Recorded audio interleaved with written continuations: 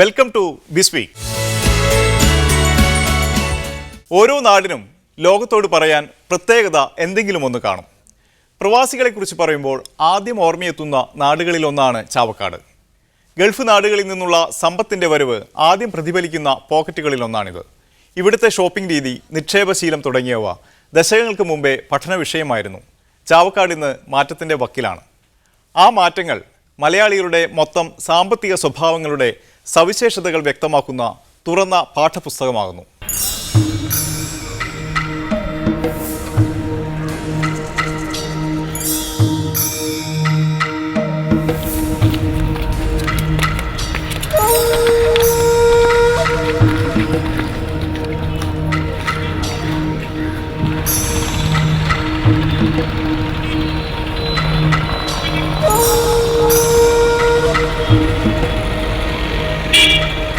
Mini ഗൾഫാണ് Chavakkad.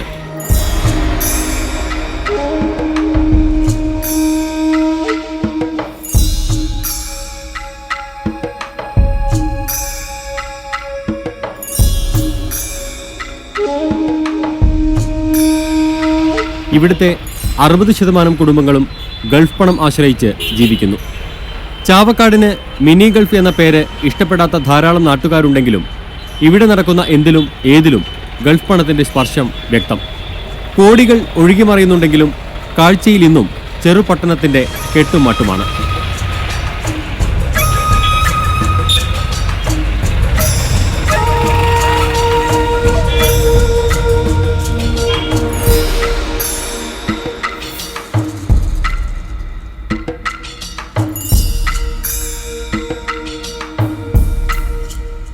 കച്ചവട പാരമ്പര്യത്തിന്റെ കയ്യൊപ്പുകൾ പതിഞ്ഞ പഴയ ചാവക്കാട് ഇന്നും അധികം മാറ്റമില്ലാതെ തുടരുന്നുമുണ്ട്.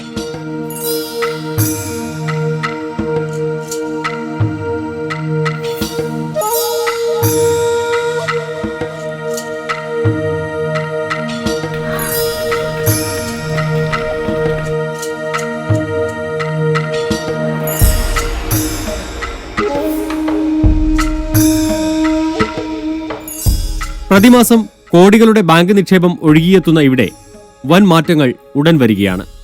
ചാവക്കാടിന്റെ മുഖച്ഛായ മാറ്റുന്ന 4 മാളുകൾ വരുന്നു. വൻ വ്യാപാര സമുച്ചയങ്ങൾക്കായി ബിസിനസ് പ്രമുഖർ സ്ഥലം സ്വന്തമാക്കി കഴിഞ്ഞു. ഉൽപാദനപരമല്ലെങ്കിലും വലിയൊരു കച്ചവട കേന്ദ്രമാവാൻ ചാവക്കാട് ഒരുങ്ങിക്കഴിഞ്ഞു. ബൈപ്പാസ് റോഡിൽ 50 കോടി രൂപ മുതൽ മുടക്കിലാണ് ഒരു മാൾ വരുന്നത്. ഇതിന്റെ മുന്നൊരുക്കങ്ങൾ ആയിക്കഴിഞ്ഞു. താൽക്കാലികമായി നേരിട്ട മാന്ദ്യത്തിൽ കച്ചവടം ഇടയ്ക്ക് കുറഞ്ഞിരുന്നുവെങ്കിലും അതൊന്നും പുതിയ ഷോപ്പുകൾ വരുന്നതിന് തടസ്സമാകുന്നില്ല. 16 വർഷം മുൻപ് പ്രതിമാസം 100 കോടി രൂപ ഇവിടുത്തെ ബാങ്കുകളിലേക്ക് ഗൾഫിൽ നിന്ന് ഒഴുകിയെത്തിയിരുന്നുവെങ്കിൽ ഇപ്പോഴത് 400 കോടി രൂപയും കടന്നുവെന്ന് കണക്കുകൾ പറയുന്നു. 100 കോടിയിലേറെ വരുമാനമുള്ള 100 പേരിലധികം ഈ മേഖലയിലുണ്ട്.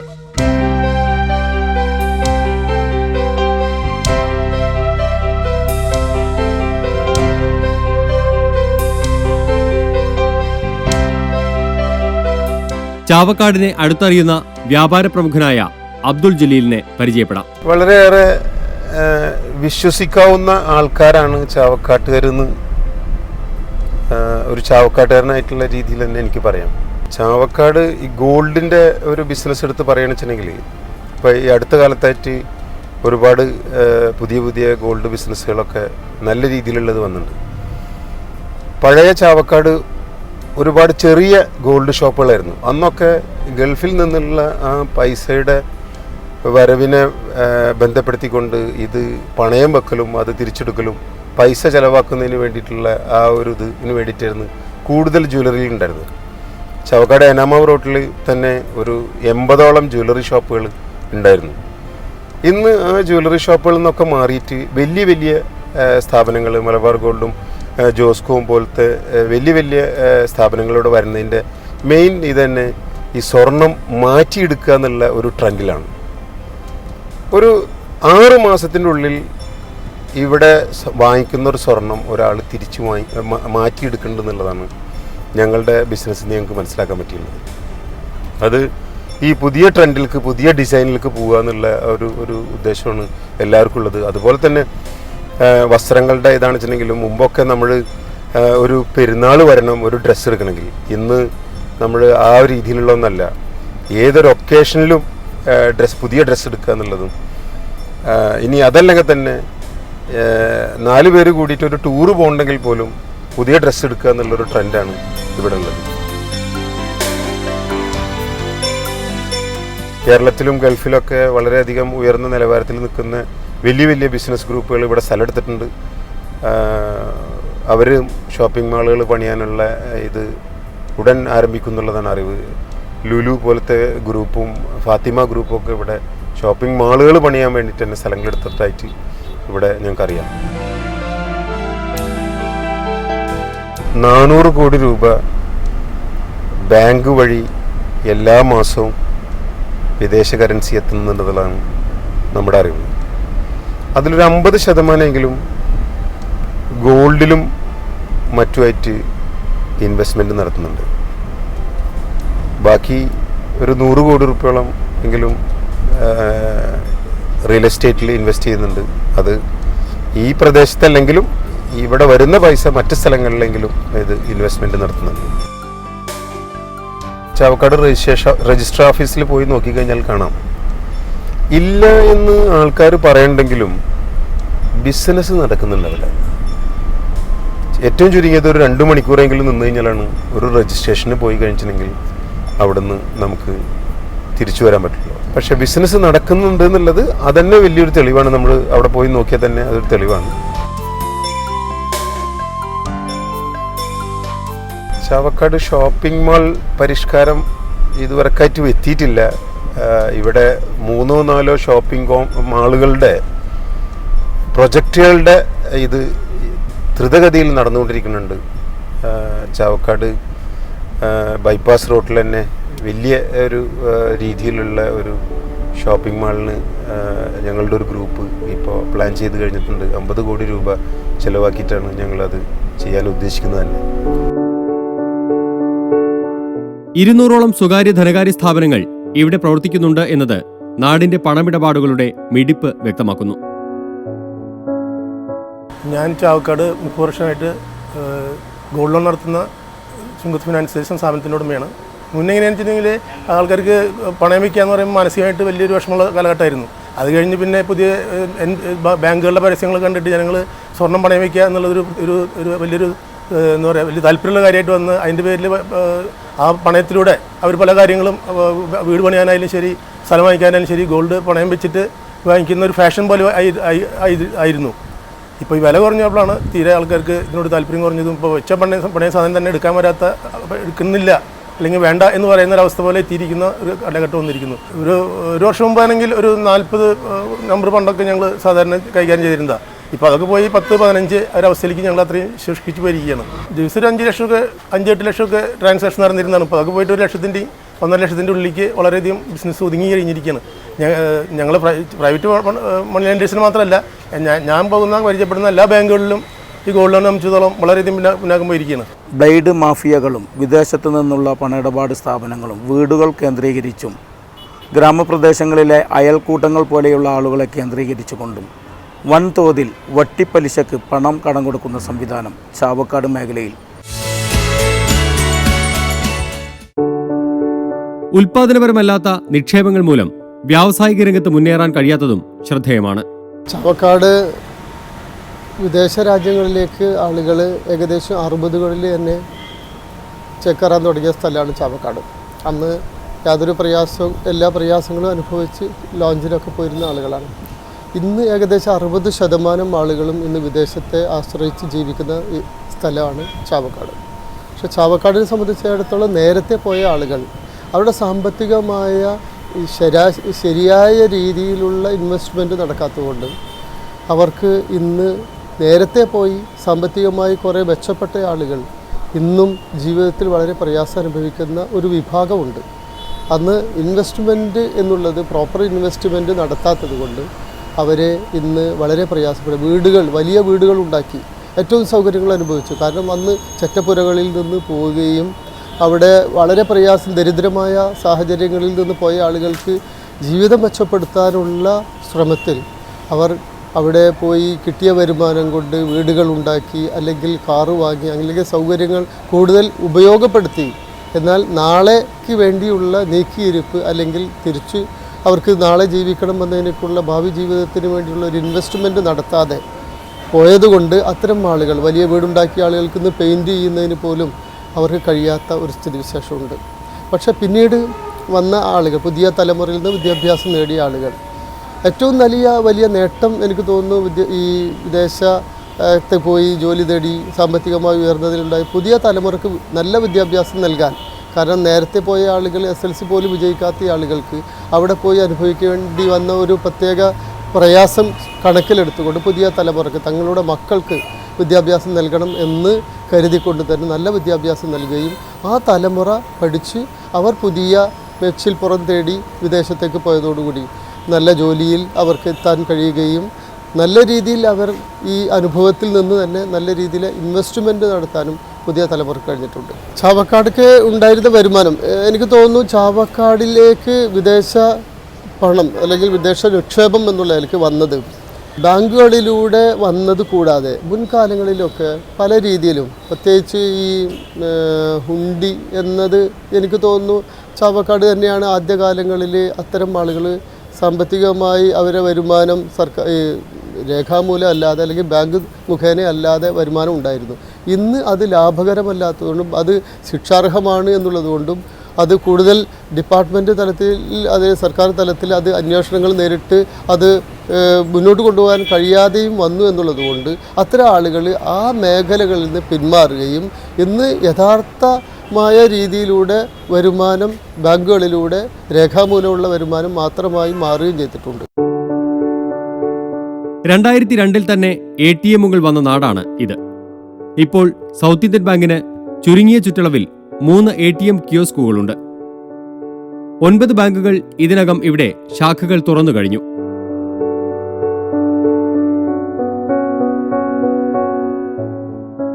പ്രമുഖ ജ്വല്ലറി ടെക്സ്റ്റൈൽ ഷോറൂമുകൾക്കെല്ലാം ഇവിടെ ശാഖകളുണ്ട്.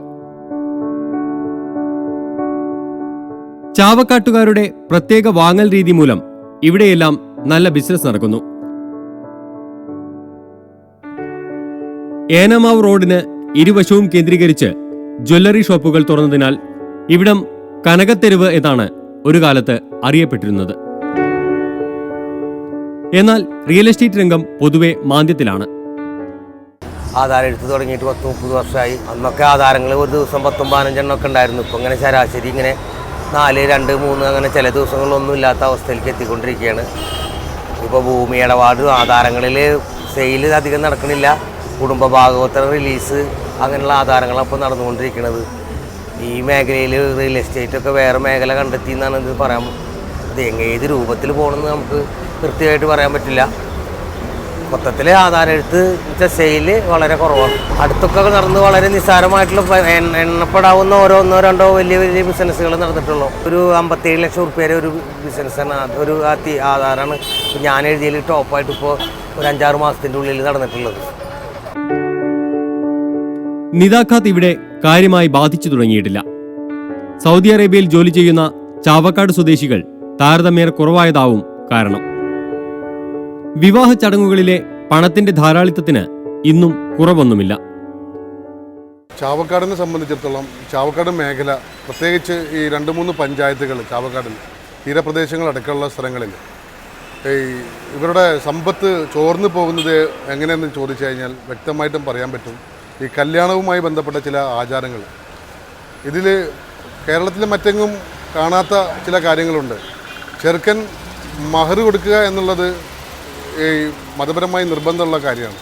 അതേസമയം ഈ ചെറുക്കൻ മഹർ 1-2 പവന് പകരം ആദ്യം കൊടുക്കുക മഹറിൻ്റെ പേരിൽ മഹറായിക്കൊണ്ട് തന്നെ മഹറിൻ്റെ മൂല്യം അടക്കിക്കൊണ്ട് തന്നെ 10-20 പവൻ കൊടുക്കുന്ന ഒരു സംസ്കാരം കുറേ കാലമായിട്ട് വന്നു കഴിഞ്ഞിട്ടുണ്ട്. ഇതുകൂടാതെ കല്യാണ തലേന്ന് ഒരു മൈലാഞ്ചി കല്യാണം എന്ന് പറഞ്ഞിരുന്നൊരു ഏർപ്പാടുണ്ട്.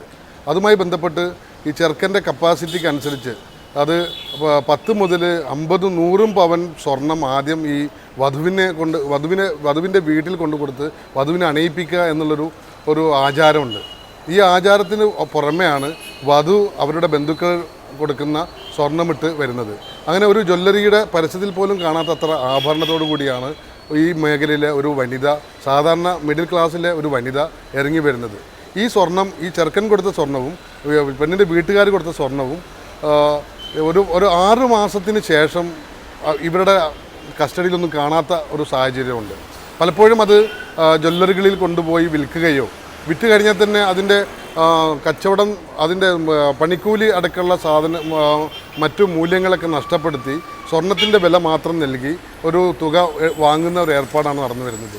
അതിനൊപ്പം തന്നെ ഇത് ചിലപ്പോൾ ഇവരുടെ ആവശ്യമനുസരിച്ച് പറമ്പ് കച്ചവടത്തിന് പോകും, റിയൽ എസ്റ്റേറ്റിനുമായി ബന്ധപ്പെട്ടിട്ട്. ഈ റിയൽ എസ്റ്റേറ്റിന് പോയി കഴിഞ്ഞാൽ തന്നെ പലപ്പോഴും ഈ മേഖലയിൽ റിയൽ എസ്റ്റേറ്റ് കുറച്ച് കാശെടുത്ത് മറ്റുള്ള ഭാഗങ്ങളിൽ ഡിമ്മായി നിൽക്കുന്നൊരവസ്ഥ കൂടിയുണ്ട്.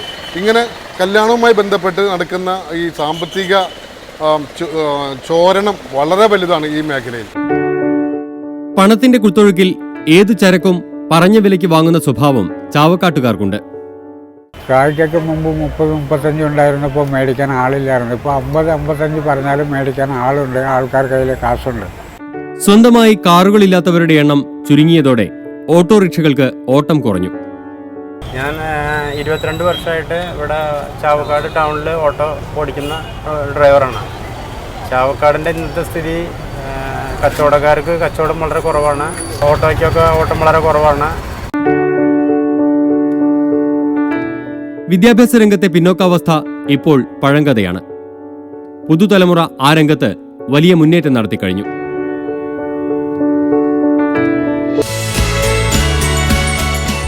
പരമ്പരാഗത വ്യവസായങ്ങളുടെ ഈറ്റില്ലമായിരുന്ന ആലപ്പുഴ പഴയ പ്രതാപകാലത്തിലേക്കുള്ള തിരിച്ചുവരവിന്റെ പാതയിലാണ്. ടൂറിസം വ്യവസായ രംഗമാണ് ജില്ലയുടെ സമ്പദ്ഘടനയുടെ നട്ടെല്ല്.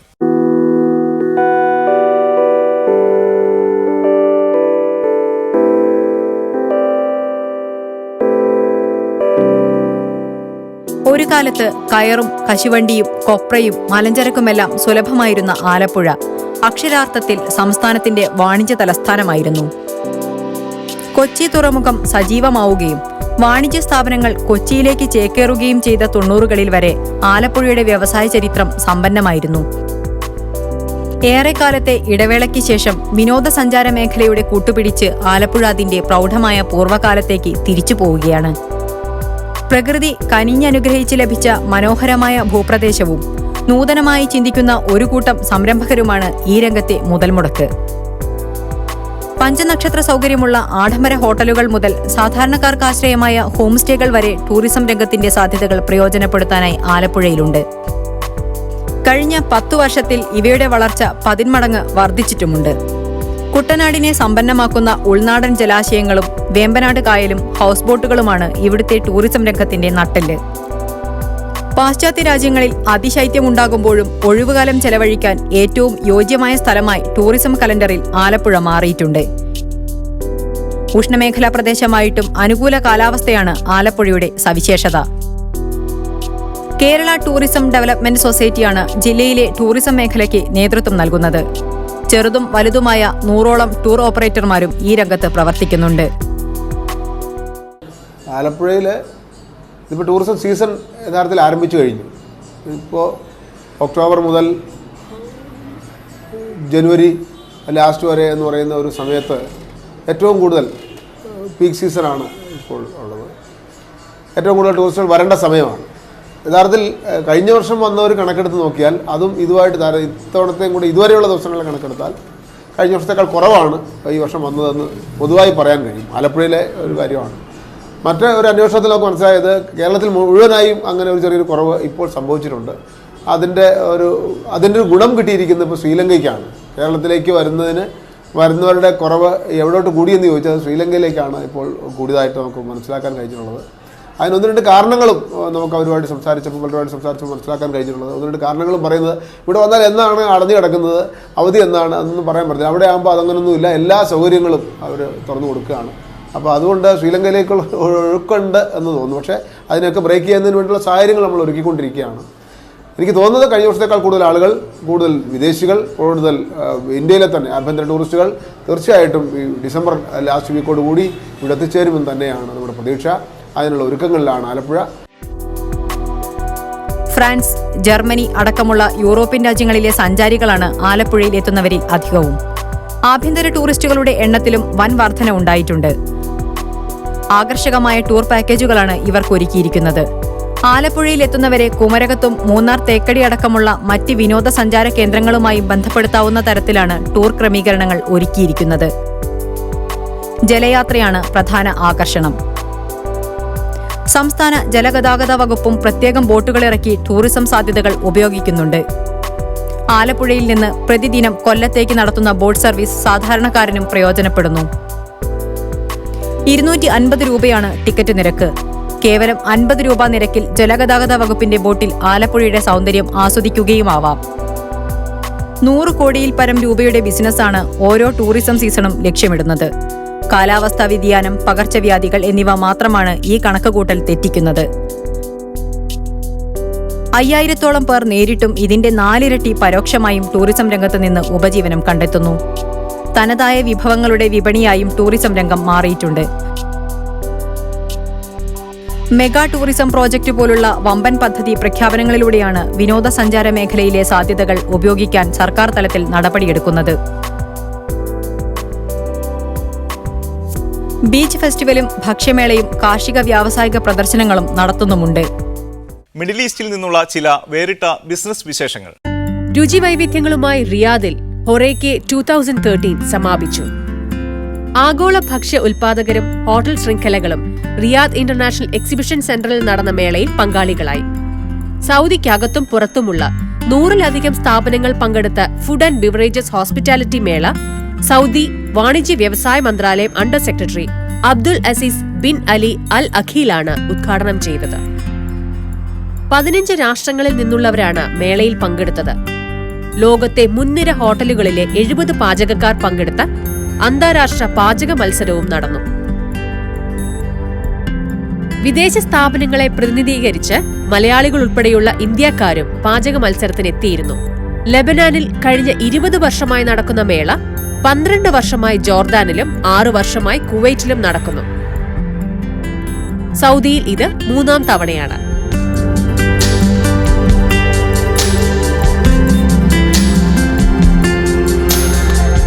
Saudi event management and marketing കമ്പനിയുടെ നേതൃത്വത്തിലായിരുന്നു സംഘാടനം. ബിസ്വീക്ക് ഇവിടെ പൂർണ്ണമാകുന്നു. ഏവർക്കും സമ്പദ് സമൃദ്ധിയും സന്തോഷവും നിറഞ്ഞ പുതുവത്സരാശംസകൾ. അടുത്ത ആഴ്ച വീണ്ടും കാണാം. Good bye.